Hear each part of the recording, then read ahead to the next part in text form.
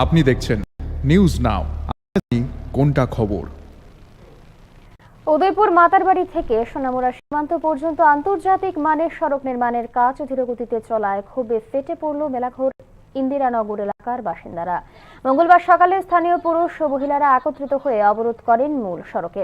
ঠিকাদারি সংস্থা বটতলী থেকে মেলাঘর পর্যন্ত রাস্তার কাজ দীর্ঘদিন ধরে বন্ধ রেখেছে, ফলে রাস্তার বালি আশপাশের বাড়িতে ঠুকে বিপর্যস্ত হচ্ছে জনজীবন।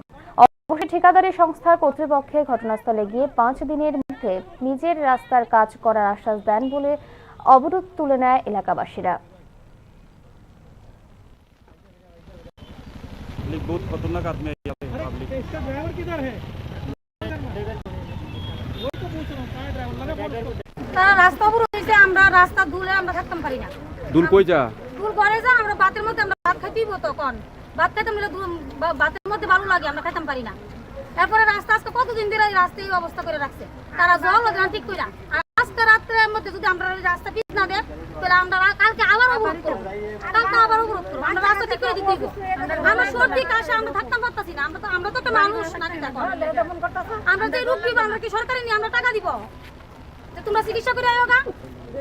তারপর শুরু শুরু বাইতে দিয়ে স্কুলে যায় ধুলা বালু নাকে আমরা রাস্তা ঠিক করে দিতে হবে ইমিডিয়েটলি। আজকে রাতের মধ্যে রাস্তা ঠিক করে চাই, ভালো লাগবে না। জল কি তানাকে দেওয়া হয়েছে না এখন পর্যন্ত? না জল দেন, আজকে ফোন করি আমি জল দিই না তো আরেকজন জল দেয়, কন্ট্রাক্টরে জল দেয়, আমি না হে জল আমি কি চাকর তারা, আমি বারবার ফোন করতাম না, আমার মোবাইলে সরকার টাকা ঢুকে রাখছে।